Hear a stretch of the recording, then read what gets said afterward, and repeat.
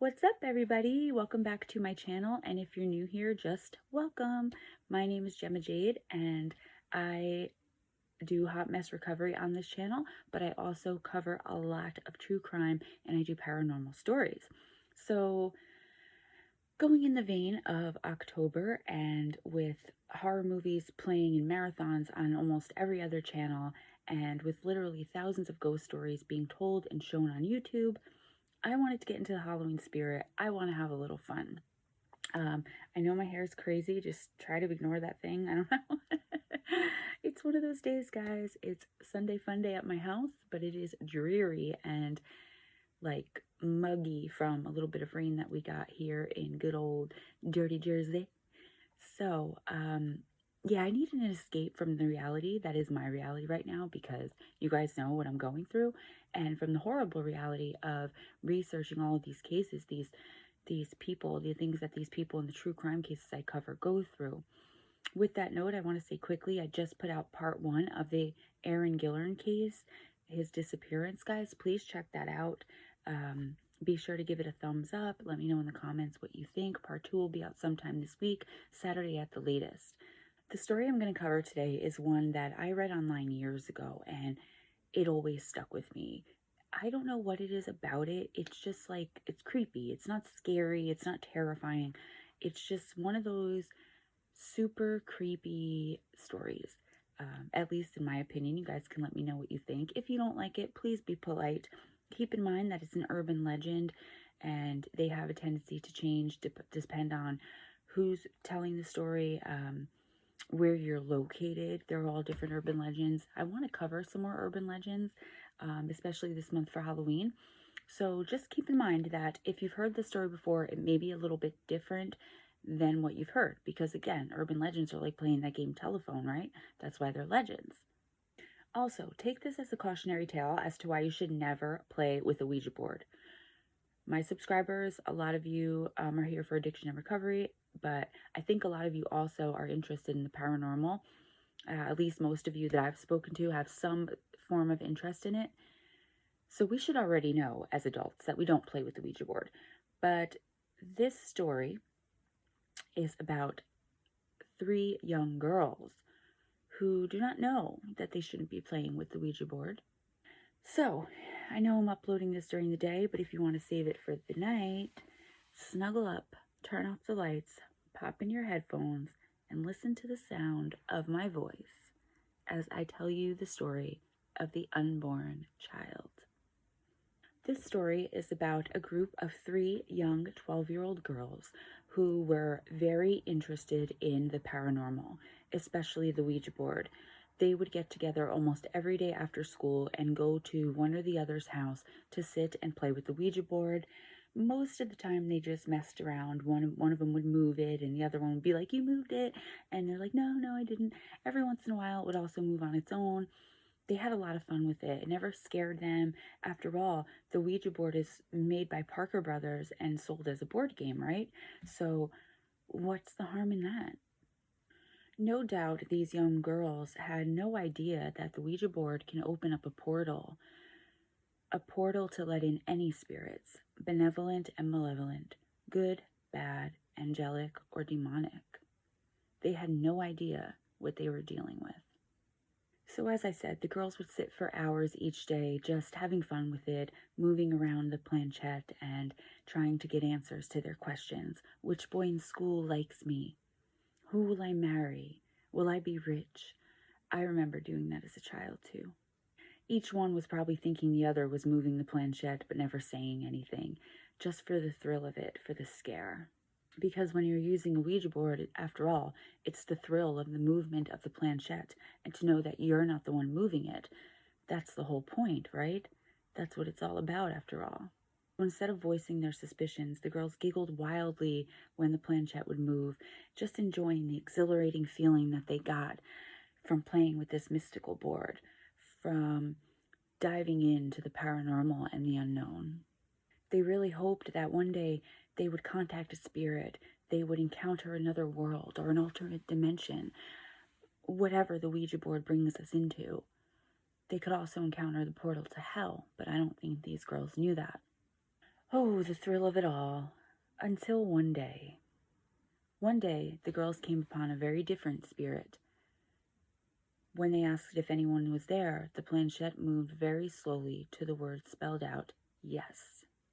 The girls immediately, they all got goosebumps and a tingling sensation deep inside that they knew this time it was the real deal, and none of the other girls were moving the planchette. They had finally contacted a spirit.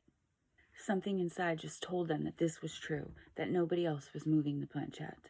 Exhilarated, the girls asked the spirit, "What is your name?" The planchette then glided over the board and stopped on 3 different letters.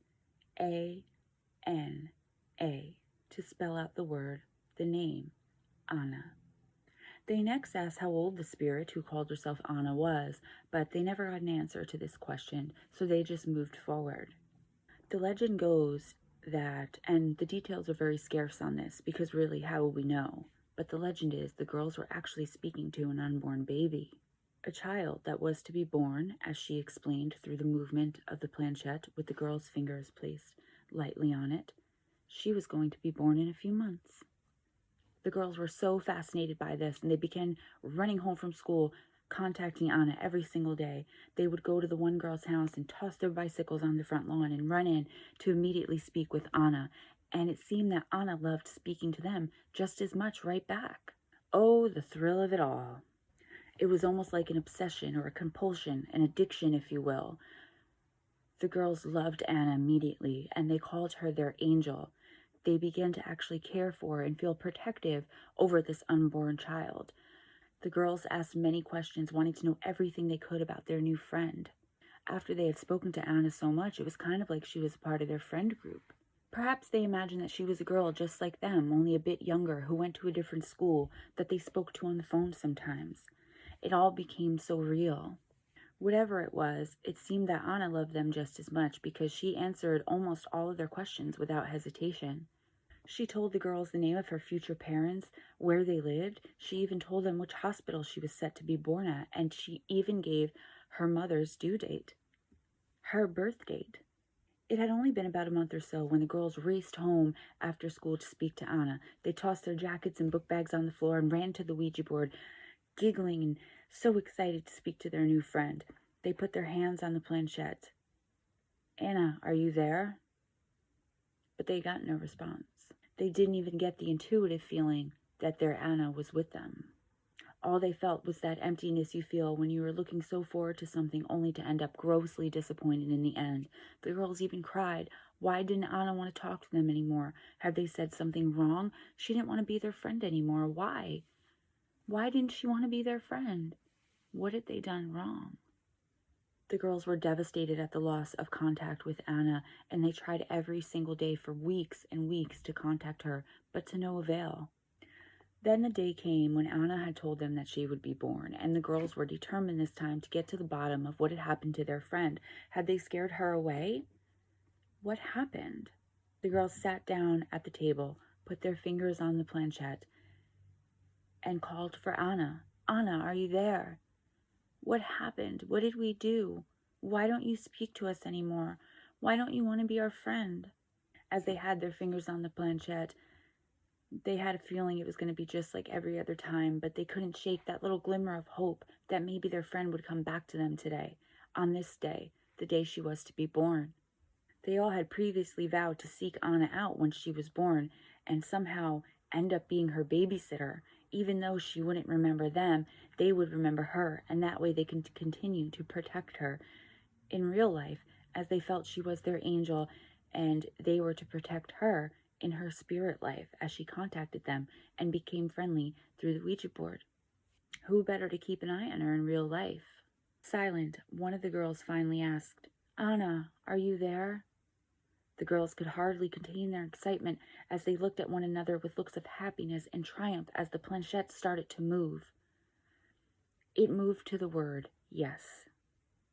The girls were giggling and could hardly contain themselves. Anna was back, and they were finally going to get to ask what they had done wrong and maybe apologize and resume their friendship. After all, they only had a few hours until Anna was supposed to be born. They all started asking questions all at once. "What happened to you? Where have you been? Why don't you speak to us anymore?" The response Anna gave to these questions made their hearts sink and gave them chills all over their body again. Anna responded with, "I was punished." Obviously, the girls were very worried about this, and very quickly and probably all at once, they asked her, "Why? Why were you punished? By who? What happened? Anna, why were you punished?" Once again, the planchette moved ever so slowly over each letter, one by one, as she spelled out her response to this. "Telling you things." As the girls sat speechless and out of breath at this revelation that Anna had been punished by someone, somewhere, somehow, for telling them the things that she told them about herself, the planchette started to move again, this time slowly going over each letter again, one by one, and spelling out the words, "Do not play." Then it slid very quickly to the goodbye. The girls were in tears and had to sleep over that night just so that they can desperately try all together to contact Anna just one last time, just to speak to her one last time before she was born into this world, to find out who had punished her, what had happened. They didn't even think to heed her final warning. Do not play. That's a warning. Remembering all the information Anna had given them, they decided to go to the hospital that Anna had told them she was going to be born at that day. They rode their bikes feverishly to get there, just to try to speak to someone and make sure Anna was okay. It was only a couple of miles away, and because it was the weekend, the girls were able to ride their bikes there without getting into any trouble. When they finally got to the hospital, they ran up to the maternity ward and asked the first nurse they saw about Anna's mother. Remember, they had her name. The nurse responded to this by asking, "Are you family?" The girls said that they were in fact not family. They were just some neighbors who wanted to come and see the new baby. The nurse told them that the mother was not receiving visitors, that she was resting, and she also told them that they definitely could not see the baby. The nurse stated, "I'm so sorry to tell you this, but there were some complications during the delivery, and unfortunately and tragically, the little baby girl was a stillborn. No heartbeat, not alive." Again, the girls were devastated, and they cried the whole way home, racked with guilt, each one knowing that it was their fault, but none of them saying it out loud. They all knew what the other was thinking. Anna had been punished and not been born because she had given them the information that they so desperately sought and asked for, instead of just leaving it alone. When they got home, they had a quick discussion and decided if they were going to honor Anna's last request to them of "do not play." The one girl wanted to burn it, but the other two wanted to try to contact whatever spirit Anna was going to be next and speak to her just again. They became obsessed, and once again, every single day after school, each would go to the other's house and start playing the Ouija board again. Who knows who they contacted next? Maybe I'll give you a video on that. Guys, I really hope you didn't think this was corny. This story gave me the chills a few times when I saw it online, and now that I'm reading it, I'm like, maybe it's a little corny. But you know what? It's Halloween. We'll make it candy corny. All right? I'm the Gemster, by the way. That's my new nickname. Thanks, Frank. I swear I'm going to get shirts that say Gemster and put it like up for merch. So I hope you like the story. I know I'm going to get dislikes. You guys are going to think it's corny, but what else? I like it. So I'm going to edit this really quick and go on about my day. If anyone out there can tell me how to insert audio into my videos with using the iPhone XR, I would really appreciate it if you can contact me. Also, guys, send me through email some ghost stories. Some of you had told me that you've had your own paranormal stories. You've had your own Glimmerman stories. Give them to me so that I can make a compilation. It'll be a great video. Send me your stuff, guys. Send me true crime cases you want me to cover. Send me things about addiction you want me to cover. Help me out here, guys. All right? I love you guys so much. Be kind to each other. It doesn't cost anything. Have your best day. If you need me, email me. I just put the email up. I'll put it up again. All right? Bye, guys. Oh, it's not off yet.